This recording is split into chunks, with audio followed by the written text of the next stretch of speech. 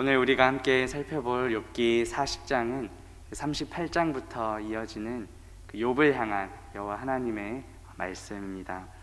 1절부터 5절까지는 하나님께서 이제 욥을 향해 너가 한번 반론을 할 수 있으면 해보아라 이렇게 요구를 하시지만 욥이 그 반론 자체를 포기하는 모습을 보여주고 있습니다. 2절에 나오는 이 트집 잡는 자 그리고 하나님을 탓하는 자는 바로 욥을 가리킵니다.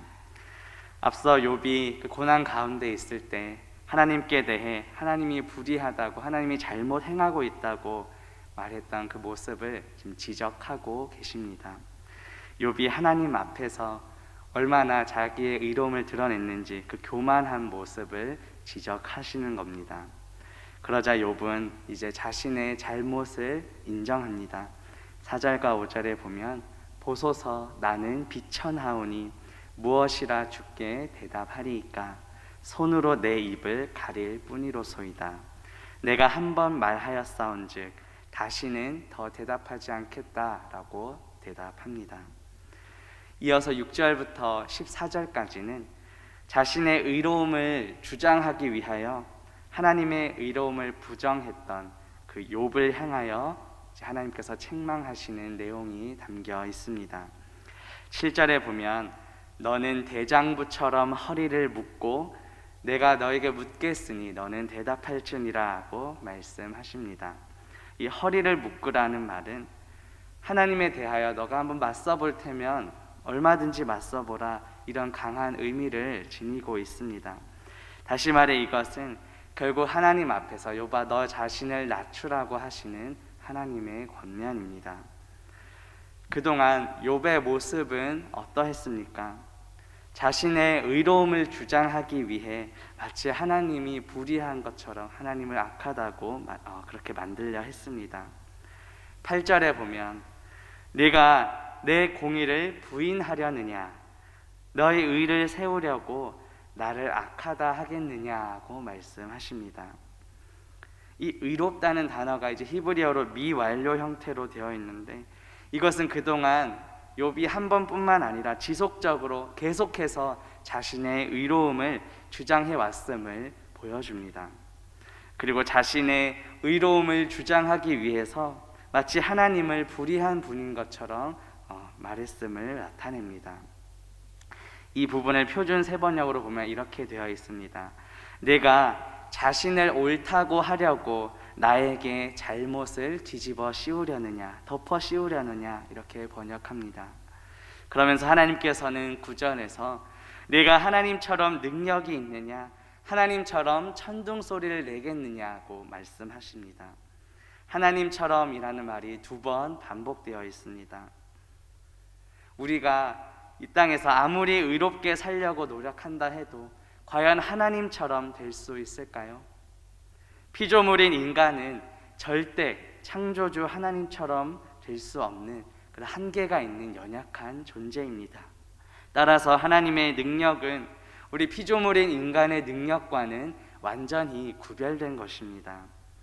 그리고 하나님께서는 그 능력을 사용함에 있어서도 우리 피조물의 인간의 뜻대로가 아니라 하나님의 뜻으로 하나님의 주권 가운데 하나님의 그 섭리 가운데 자신의 능력을 나타내십니다. 10절에 보면 너는 위엄과 존귀로 단장하며 영광과 영화를 입을지니라고 말씀하십니다.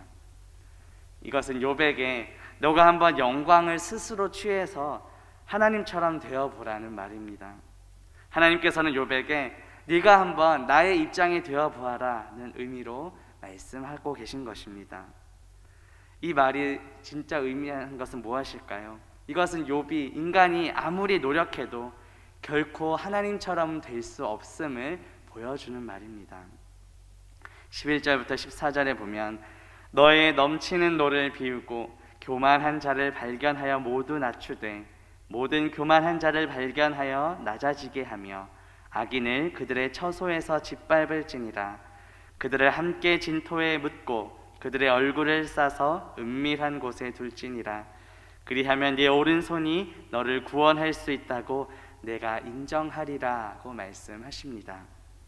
이것은 하나님께서 욥에게 내가 할 수 있다면 악인들이 그런 죄악을 저지르는 것을, 또 악인들의 그 교만함을 너가 한번 발견해보고 노를 한번 발산해 보아라는 말씀입니다. 하지만 욥이 과연 그렇게 할 수 있는 존재일까요?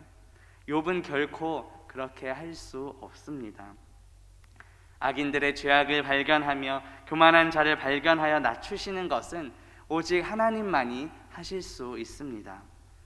따라서 이 말씀 역시 욥의 그 인간의 한계와 그 연약함을 드러내는 말씀입니다. 지금 하나님께서는 욥으로 하여금 그 자신의 한계를 철저히 깨닫게 하십니다. 하나님의 그 절대적인 주권에 온전히 순복하도록 하기 위하여 이러한 말씀을 하고 계신 것입니다. 이어서 15절부터 마지막 24절까지는 베헤못을 통하여 하나님의 절대적인 주권과 또 그에 대비하여 인간의 한계에 대해서 말씀하십니다. 먼저 15절부터 19절까지는 이 베헤못에 대해 묘사합니다. 이제 소같이 풀을 먹는 베헤못을 볼지어다. 내가 너를 지은 것 같이 그것도 지었느니라. 그것의 힘은 허리에 있고 그 뚝심은 배의 힘줄에 있고 그것이 꼬리치는 것은 백향목이 흔들리는 것 같고 그 넓적다리 힘줄은 서로 얽혀 있으며 그 뼈는 놋관 같고 그 뼈대는 쇠 막대기 같으니 그것은 하나님이 만드신 것 중에 으뜸이라. 그것을 지으신 이가 자기의 칼을 가져오기를 바라노라고 말씀합니다. 아마 성경 각조가 있는 분 보시면 이 베헤못은 하마로 볼 수도 있다고 설명하고 있습니다. 그런데 이 부분을 통해 하나님께서는 무엇을 말씀하고자 하셨던 것일까요? 바로 우리 인간이 통제할 수 없는 그 존재조차도 하나님께서 모두 창조하셨다는 것을, 또 하나님께서는 그것조차도 능히 통제하고 다스리는 분이심을 보여주는 것입니다. 하나님께서는 온 세상 만물의 창조주이십니다. 또 그 창조하신 그 모든 피조물을 다스리고 지배하시는 분이십니다. 그렇기 때문에 욥은 현실적으로 자신이 지금 이해할 수 없는 그런 고난에 처해 있다 할지라도 하나님께서는 그 모든 것을 통제하고 다스리고 계신다는 것을 깨달아야 했습니다. 하지만 욥은 어떠했습니까? 그동안 그것을 깨닫지 못했습니다. 그래서 하나님께서는 자신이 이 세상의 모든 것을 통제하고 다스리시는 분이심을 드러내기 위하여 당시 사람들에게 아주 큰 힘을 지닌 것으로 인식되었던 이 베헤못을 통해 지금 말씀하시는 것입니다. 20절부터 마지막 24절에 보면 모든 들 짐승들이 뛰노는 산은 그것을 위하여 먹이를 내느니라. 그것이 연잎 아래이나 갈대 그늘에서나 늪 속에 엎드리니 연잎 그늘이 덮으며 시내 버들이 그를 감싸는도다. 강물이 소용돌이 칠지라도 그것이 놀라지 않고 요단 강물이 쏟아져 그 입으로 들어가도 태연하니 그것이 눈을 뜨고 있을 때 누가 능히 잡을 수 있겠으며 갈고리로 그것의 코를 꿰 수 있겠느냐고 말씀합니다. 이것은 하나님께서 창조하신 모든 것들을 보살피시고 배려하시는 모습을 보여줍니다. 하나님께서는 우리 온 세상 피조물이 살아갈 수 있는 그런 자연 환경을 이미 조성해 주셨습니다. 베헤못 역시 그 하나님께서 만드신 환경 안에서 그 조건에 순종하며 살아가는 모습을 보여줍니다. 이것을 통해 베헤못과 같은 그런 엄청난 위험을 지닌 피조물이라 할지라도 하나님의 다스림과 하나님의 섭리에 순응해야 함을, 또 하나님의 보호를 받아야 하는 존재임을 보여줍니다. 이것 역시 창조주 하나님의 절대적인 주권과 그에 대비하여 우리 피조물인 인간의 한계를 보여줍니다. 특별히 마지막 24절은 우리 인간이 그 베헤못을 잡으려고 해도 잡을 수 없다는 것을 보여줍니다. 그것을 통해 우리 인간의 한계와 또 대비되는 하나님의 절대적인 주권을 다시 한번 강조하고 있습니다. 이처럼 욥기 40장 말씀을 통해 하나님은 절대적인 주권을 가지신 창조주이시고 우리 인간은 한계가 있는 피조물임을 우리는 다시금 깨닫게 됩니다. 우리 인간의 힘으로는 결코 통제할 수 없고 잡을 수 없는 것조차도 하나님께서 다 창조하셨습니다. 하나님께서는 그 모든 것을 통제하고 다스리시는 절대적인 주권을 가지신 분이십니다. 그에 반해 우리 인간은 한계가 있는 피조물입니다. 따라서 한계가 있는 피조물인 우리는 모든 것을 다스리시는 절대적인 주권을 가지신 창조주 하나님께 순종해야 합니다. 우리가 이 세상을 살아가는 동안 때로는 이 욥처럼 이해할 수 없는 고난이 우리에게 찾아올 때도 있을 것입니다. 또 우리가 그러한 상황 가운데 있을 때 물론 누군가는 우리를 위로해주고 공감해줄 때도 있겠지만 어쩌면 욥의 친구들처럼 인과응보의 논리에 빠져 우리를 판단하고 정죄하며 우리에게 상처를 줄 때도 있을 것입니다. 그렇다고 하여 한계가 있는 피조물인 우리가 감히 창조주 하나님께 대항하며 하나님은 불의하십니다 라고 따질 수 있을까요? 절대 그럴 수 없습니다. 욥은 그동안 그러한 실수를 저질렀습니다. 하지만 우리는 그래서는 안 됩니다. 모든 것이 다 하나님의 섭리 아래에 있음을 기억하고 인정해야 합니다. 이러한 하나님의 절대적인 주권과 그 섭리에 순종하는 모습을 가장 잘 보여주신 분이 바로 예수님이십니다. 예수님께서는 자신이 하나님과 본체이시지만 자기를 낮추시고 죽기까지 복종하셨습니다.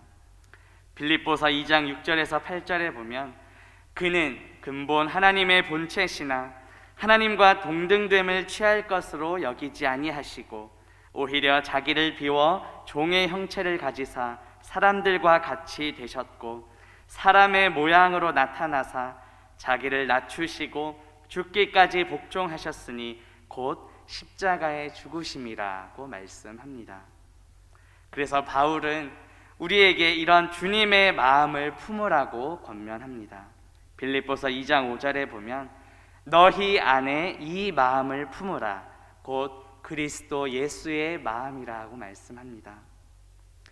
그동안 욥은 하나님의 섭리를 깨닫지 못하고 자신의 의로움만을 주장했습니다. 그런데 그것은 피조물인 인간이 창조주의 뜻을 깨닫지 못했던 교만입니다. 예수님께서는 하늘의 모든 영광을 버리시고 종의 형체를 가지사 죽기까지 복종하시는 겸손함을 보여주셨습니다. 하나님이신 예수님께서도 겸손함으로 순종하셨습니다. 하물며 피조물인 우리가 어찌 우리의 의로움을 주장할 수 있겠습니까? 내가 이해할 수 없는 고난을 당한다고 하여 어찌 하나님이 불의하다고 따질 수 있겠습니까? 어떠한 상황 가운데 처할지라도 우리는 하나님의 절대적인 주권과 섭리 아래에 있음을 기억합시다. 그리스도 예수의 겸손한 마음을 품고 순종하는 저와 성도님들 되시기를 주님의 이름으로 바라겠습니다. 기도합니다. 하나님 아버지, 오늘 말씀을 통해 하나님께서는 절대 주권을 가지신 창조주이시고 우리 인간은 한계를 지닌 피조물임을 다시금 깨닫게 하시니 감사합니다. 어떠한 상황 가운데 처할지라도 하나님의 절대적인 주권과 섭리를 인정하며 그리스도 예수의 겸손한 마음으로 순종하는 우리 모두가 되게 하옵소서. 예수님의 이름으로 기도합니다. 아멘. 오늘